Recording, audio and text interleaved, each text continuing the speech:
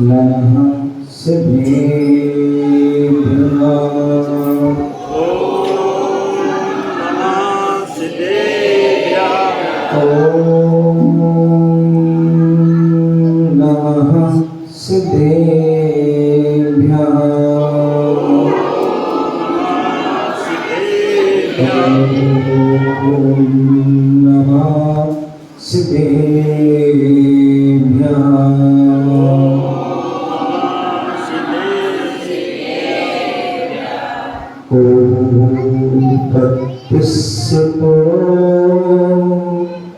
बहिरंगं जदि हवेदि सत्खादं नापदे किंचिकोहं तस्य खमाभोदिधं मोति गुरुवापान्तिनो नित्यं ज्ञानदर्शनायका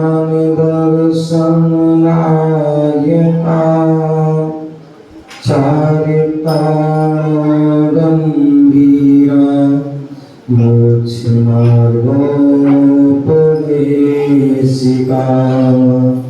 मोक्षमार्गोपदेशिका मोक्षमार्गोपदेशिका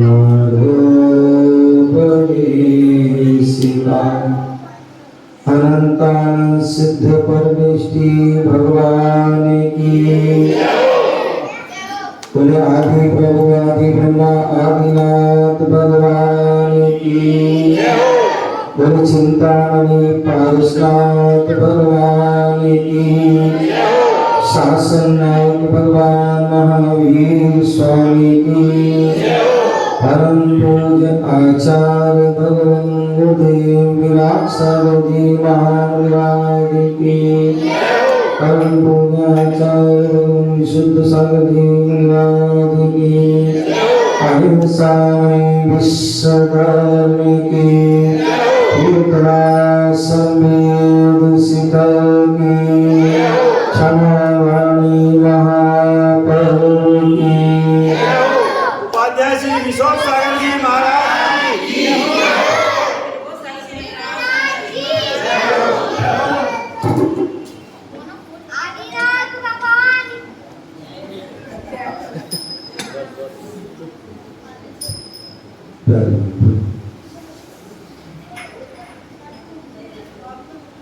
मानवता उस महापुरुष में भी जी भरकर मुस्कुराती है।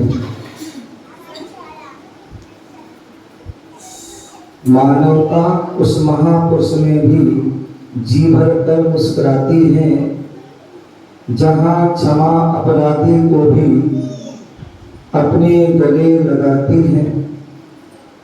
मानवता उस महापुरुष में जी भरकर मुस्कुराती है जहाँ क्षमा अपराधी को भी अपने गले लगाती है। क्रोध क्रोध से कभी न मरता है, उल्टा जीवन पाता है। क्रोध क्रोध से कभी न मरता है, उल्टा जीवन पाता है। किंतु क्षमा देवी के चरणों में वह सदा शीश झुकाता है, वह सदा शीश झुकाता है, वह सदा शीश झुकाता है। बंधु, आज हम सभी पुनः भारत की राजधानी दिल्ली और दिल्ली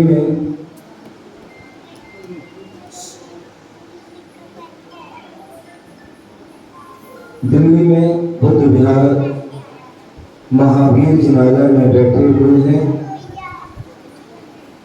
और भगवान महावीर स्वामी का समोसन लगा हुआ है। आज का पावन पर क्षमा वाणी पर ये क्षमा और बैर, क्षमा और बैर ये दो धाराएं हैं। क्षमा और बैर ये दो धाराएं हैं और दोनों परस्पर विरोधी हैं। एक अनुलोम है तो दूसरी विलोम है। क्षमा और बैर ये दोनों जो है परस्पर विरोधी क्या है, विरोधी धाराएं। एक अनुलोम है और एक विलोम है।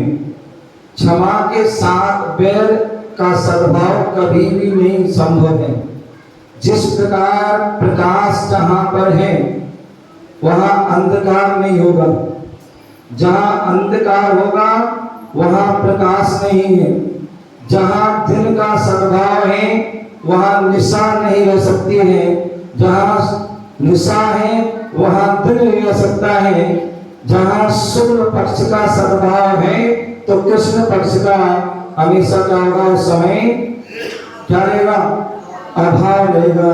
ठीक उसी तरह से जहां क्षमा है और बैर की अवस्था है। दशलक्षण महापर्व का प्रारंभ उत्तम क्षमा से हुआ था। क्या हुआ था? दशलक्षण महापर्व का जो प्रारंभ हुआ था वह उत्तम क्षमा से प्रारंभ किया था और आज अंत है और वो क्षमा वाणी पर्व है। और ये सब हम के लिए यह संकेत देता है कि जीवन का प्रारंभ कदम जो है वो क्षमा है और अंतिम कदम भी जो है वह क्या है, क्षमा है। क्षमा पर्व का जो है पर्युषण पर्व का प्रारंभ क्षमा से, और वह साधने का दिन था। क्या था? पहला दिन था वो क्षमा का था और वो साधने का दिन था कि हम कैसे उसको हम साध सकते हैं, कैसे उसकी साधना कर सकते हैं। और आज जो है क्षमा वाणी प्रैक्टिकल का दिन है। किसका है? प्रैक्टिकल का दिन है कि हम कैसे उसको प्रैक्टिकल के उसको हम करके हम उसको एक दूसरे को क्षमा कर सकते हैं, दे सकते हैं और क्षमा ले सकते हैं। आत्मा में जो क्षमा का बीज बोया, कहते ना, बीज कर्म जैसे करोगे फल भी वैसे मिलेंगे। नीम मोरे वालों को आम कहाँ से मिलेंगे। तो कहने का मतलब आत्मा में जो हमने पहले दिन बीज बोया था उसका आज क्या हो रहा है, वह बीज जो है पुष्पित हो रहा है, फलीभूत हो रहा है।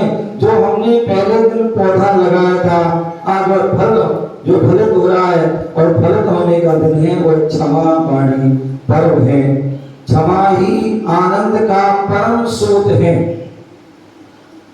ध्यान रखना, गुस्सा करने पे जो गुस्सा कर रहा है उसको भी आनंद नहीं आ रहा है, और जिस पर गुस्सा हो रहा है उसको भी आनंद नहीं आ रहा है। और जो क्षमा मांग लेता है और जो क्षमा कर देता है दोनों को ही आनंद आता है। तो इसलिए बोले क्या है, क्षमा ही आनंद का परम स्रोत है। क्षमा ही अमृत का प्याला है। क्या है? क्षमा ही अमृत का प्याला है। क्षमा ही जीवन की सर्वोत्कृष्ट संपदा है और क्षमा ही पावन निधि है। क्या है? वही पावन निधि है, वही हमारी संपदा है। क्षमा ही शांति और सुख का धाम है और क्षमा के बिना जीवन का कोई मूल नहीं है, निरर्थक है, बेकार है। क्षमा बिना जीवन हमारा अधूरा होता है। क्षमा के बिना हमारा जीवन जो है अधूरा होता है। क्षमा के बिना हमारा जीवन निस्सार निरर्थक होता है। क्षमा बिना जीवन कैसा होता है? मृतक समान। मैंने एक दिन कहा था प्रवचन उत्तम मार्गों के दिन कि जो है बोले क्षमा के बिना जीवन कैसा होता है? मृतक होता है। मृतक कैसे करता है? अकड़ता है, मुर्दा अकड़ता है। और जो क्षमा से रहित है वो भी क्या कर रहा है? वो भी जो है अकड़ता है। तो इसलिए क्षमा के बिना वो जीवन कैसा है? मृत समान, मुर्दा है। क्षमा ही जीवन की विकास की भूमिका है। जहां हमारे अंदर जीवन क्षमा जाती है समझ लो तुम्हारा विकास है। एवं आत्मोन्नति की प्रथम सीढ़ी है। आत्मा की उन्नति कैसे हो सकती है? क्षमा से होगी। क्रोध से आत्मा का क्या होगा? पतन होगा, विनाश होगा। और क्षमा से जो है क्या होगा? आत्मा का उत्थान, उद्धार होगा। पतित नहीं अपितु पावन बनेगी। पारसनाथ भगवान जिन्होंने एक नहीं अनेक भवों में जो है क्षमा को धारण किया, इसलिए उनकी आत्मा का उत्थान हुआ, विकास हुआ, कल्याण हुआ और आत्मा पावन, पुनीत और परमात्मा पद को प्राप्त हुई। और जिसने क्षमा के बिना जीवन व्यतीत किया वह कमट का जीव जो है पतन हुआ और भव तक जो है भटकता। आज जो है उस क्षमा का दिन है, अपनाने या सीखने समझने का दिन नहीं, अपितु उसको चरितार्थ करने का दिन है। क्या करने का है? चरितार्थ करने का दिन है। क्या? तो मनुष्य का पतन बैर से है। बैर पतन का द्वार है। क्या है? मनुष्य का पतन किसे है? बैर से है और बैर पतन का द्वार है। बैर जीवन नाशक महाविष है। पढ़ते ना पारसनाथ भगवान की पूजने में कई क्षेत्र वाले में क्या करते हैं? ये बैर न बैर मिटाता है, ये बैर ही बैर बढ़ाता है। पढ़ते? तो ये बैर जो है जीवन का नाश करने वाला ये महाविष है। बैर महाकूट जहर के समान है। ये नरक का महाद्वार है जो नरक रूपी गर्त में हमें गिरा देता है, जन्मों जन्मों तक भटकर।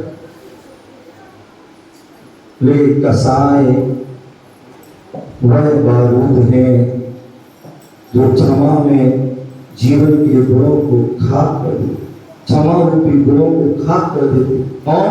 कसाय रूपी बारूद। जीवन जब तक जीवन में अहंकार का जहर बना रहता है तब तक हमारे अंदर वह क्षमा नहीं आ सकती है।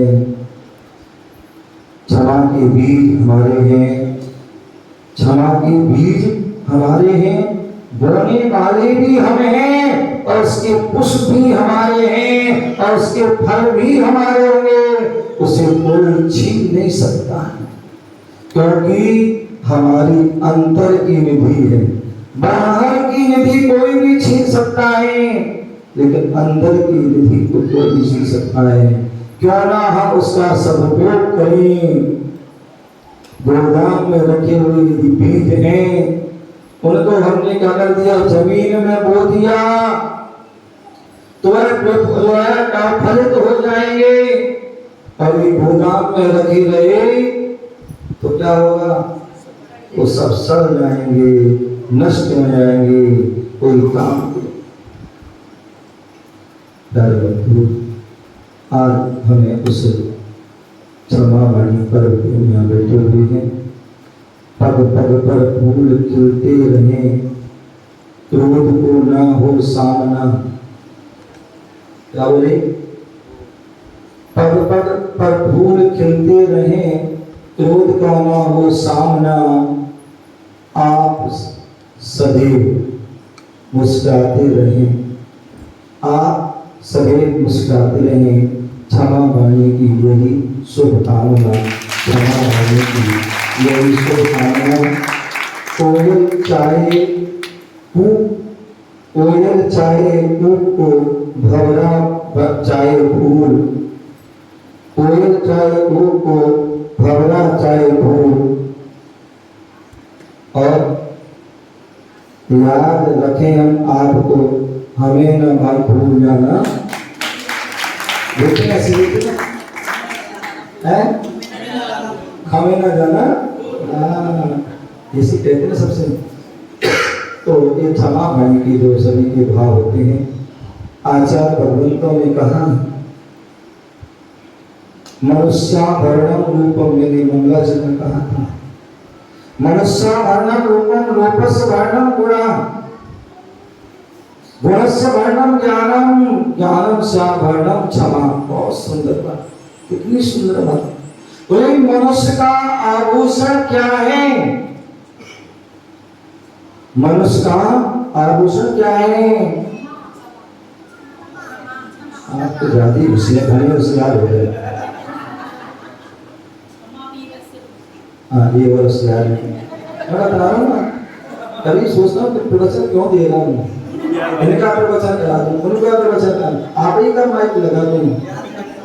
बड़े ज्ञानी है, जाग गए, बस लेकिन वही चर्चा तक जागा है, चर्या तक। तो चर्चा का ज्ञान कोई फायदा नहीं है, चर्या का होना जरूरी है, क्योंकि चर्या में हो गया सो ही कल्याण हो गया, चर्चा से कुछ होने वाला। तो बोले मनुष्य वर्णम रूपम, मनुष्य का जो है भूषण क्या है? रूप। क्या है? मनुष्य का आभूषण क्या है? रूप। आप आभूषण पहन लो लेकिन रूप ना हो तो आभूषण की कोई, और रूप हो आभूषण ना पहनो कोई दिक्कत नहीं है, अपने आप जो है बढ़िया। तो मनुष्य वर्णम रूपम, मनुष्य का आभरण रूप है। रूपम आभूषण, अब जो है आपका रूप तो है, कितनी बार ऐसा देखते हैं, बहुत सुंदर, बहुत सुंदर, लेकिन गुण नहीं है। क्या नहीं है? गुण नहीं है, अवगुण ही अवगुण बने हुए हैं। अथवा एक व्यक्ति के अंदर बुराई आ जाती है, सारा व्यक्ति के जो है सबको नष्ट कर देता। तो इसलिए रूप का आभूषण है गुण। गुण एक गुण होगा, गुणवान व्यक्ति है तो भले रूप हो या ना हो, लेकिन फिर भी उसकी उपयोगिता है, उसकी महत्ता है, उसकी प्रभावना होगा। और गुण का आभूषण क्या है?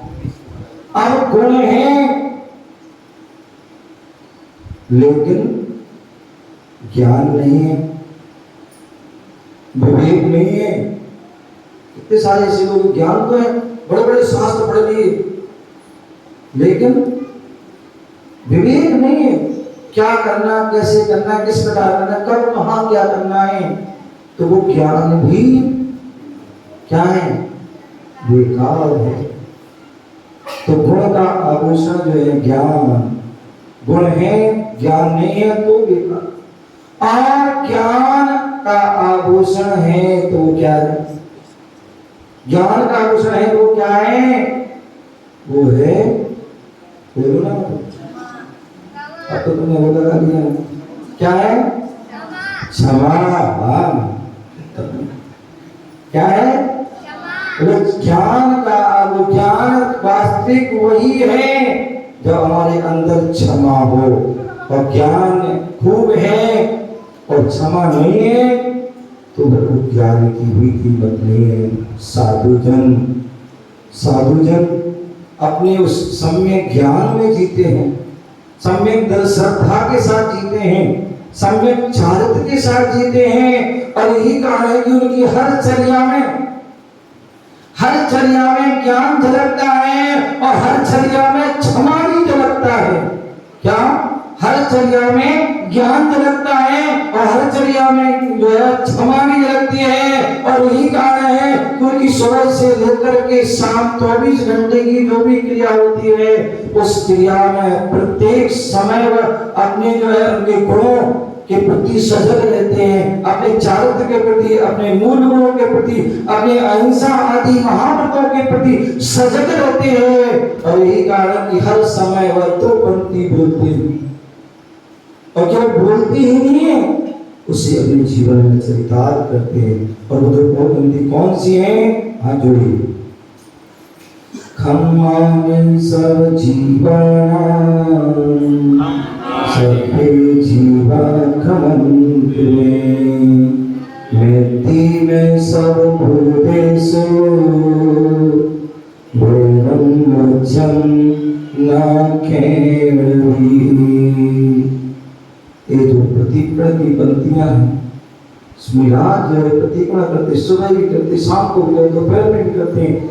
जब भी कुछ हो जाए तस्मिच्छामि दुग्धम, हर समय वह बोलते हैं हे भगवान, एक इंद्र इसकी हृदय में आघात हो गया हो, तस्मिच्छामि दुग्धम, पृथ्वी का है, जल का है, अग्नि का है, वायु का है, वनस्पति का, किसी भी जीव को मैंने जो है मन से, वचन से, काय से, कृत कालिक अनुमोदना से किसी भी प्रकार से कष्ट दिया हो, दिल दुखाया हो, उसको पीड़ा दी हो, वेदना दी हो, तो तस्मिच्छामि वह सारे काल हमारे मिथ्या, दो इंद्री, तीन इंद्री, चार इंद्री, पंच इंद्री और वह संगी असंगी आदि जितने भी सभी जीव हैं, मनुष्य, त्रियन, देव, नारी आदि चतुर्गति सभी जीवों के प्रति जो भी हमने हमारे द्वारा जो है किसी के प्रति कुछ हुआ हो, वह सभी का हो तस्मिच्छामि दुग्धम।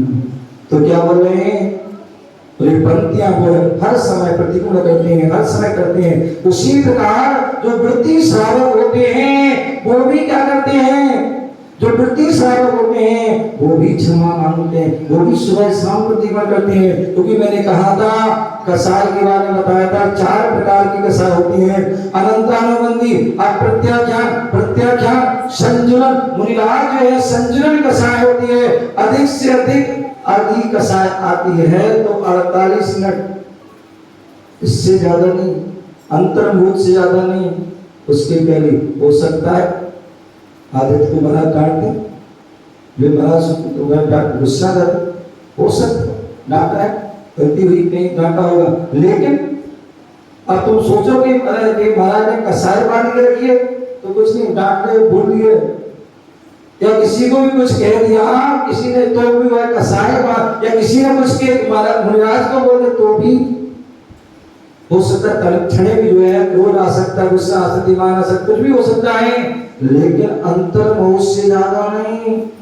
अगर अंतर्मोह आ गया तो फिर वो मुनिराज नहीं है। वो अच्छा गुस्सा आया, बाद में पछताते भी हैं, आज से क्यों कर दिया, क्या जरूरत थी, लेकिन करना भी पड़ता है। गुरुजन, मैंने कहा था गुरुजन कैसे होते हैं? गुरुजन नारियल की तरह होते हैं। कुम्हार, गुरु कुम्हार क्या बोलते हैं? पढ़ते हैं गुरु कुम्हार की तरह। तो जैसे कुम्हार होता है जब मटका बनाता है तो क्या करता है? गड़गड़ ऊपर से चोट देते हैं और अंदर हाथ फंस, बाहर से बड़ी डांटते भी हैं, डांट सकते, उनका काम अधिकार अनुशासन। अन्यथा कल के दिन जो है उनके नाम से जो है उनकी बदनामी हो सकती, धर्म की बदनामी हो सकती, कोई कुछ भी कर सकता है। तो इसलिए गुरुजन डांटते हैं, लेकिन अंदर से बाद में क्या करते हैं? संभालते भी हैं। एक तो काम जैसे माँ होती, माँ भी डांटती है क्योंकि बाद में पुरस्कार भी देती है, ये उसका काम है। डॉक्टर भी होता है, वो ऊपर से जब ऑपरेशन करता है, इंजेक्शन लगा देता है, ऑपरेशन करता है, कठोर है, लेकिन अंदर से उसका उद्देश्य गलत नहीं है। तो अनंत आनंद जो है संयोजन कसाय है, वृत्ति जो होते हैं प्रथमाधारी होते हैं। तो ये वह 15 दिन से पप्पू जी 15 दिन से ज्यादा कसाय नहीं हो सकती है, बस तो करनी नहीं चाहिए। और 15 दिन से भी तुमने ज्यादा किसी ने प्यार रख लिया तो समझना तुम वृत्ति नहीं हो। क्या फिर वृत्ति नहीं है? तो इसलिए 15 दिन से ज्यादा कसाय नहीं करना, ध्यान रखना। हाँ, नहीं तो जो है किसी से भी कुछ करने लग जाओ। 24 घंटा बिल्कुल ही वो अच्छी बात है, लेकिन अधिक से अधिक 15 दिन से ज्यादा नहीं करना, नहीं तो मर जाएंगे, उनकी शक्ल भी नहीं देखेंगे, उनको बोलेंगे नहीं, उनकी दही में नहीं आएंगे, ऐसी कभी भावना नहीं रखना। क्या 15 दिन के पहले और सबसे अच्छा हो ही ना तो अच्छी बात है। और जो सम्यक दृष्टि होता है, जो अप्रत्याख्यान कसाय का धारी होता है, उसकी 6 महीने से ज्यादा कसाय नहीं होना चाहिए। इतने भी आप लोग हो, यदि आप सम्यक दृष्टि हो, यदि आप मानते हो कि हम सम्यक दृष्टि हैं, देव सास गुरु के भक्त हैं, तो ध्यान रखना क्या 6 महीने से ज्यादा का बैर नहीं बांधना। 6 महीने से बैर बांध ज्यादा बांध दिया, समझ लो तो मिथ्या दृष्टि हो गए, अनंत कसाई हो गए, अनंत अनुबंधी वाले हो गए, और अनंत काल तक संसार में भटकते रहोगे। तो 6 महीने से ज्यादा नहीं, इसलिए हमारा जैन धर्म कितनी अच्छी पद्धति है। जैन धर्म में बोले क्षमा वाणी पर, तो सर क्षमा वाणी पर जो बोले क्षमा 10 लक्षा पर साल में 3 बार आते हैं। कितने आते हैं? साल में 3 बार आते हैं। भादों के महीने में आते हैं और माओ, भादों और माओ के बीच कितने हो गए? कितना महीना हो गया? 4 महीना हो गए ना। तो भादों में आ गए और भादों के बाद माह में आ गए और माह के बाद चैत में भी आ गए। वो इसलिए आ गए कि आप ज्यादा दिन तक कसाई नहीं ले जाना। तो और सभी केवल भादों में ही क्षमा वाणी नहीं होती है।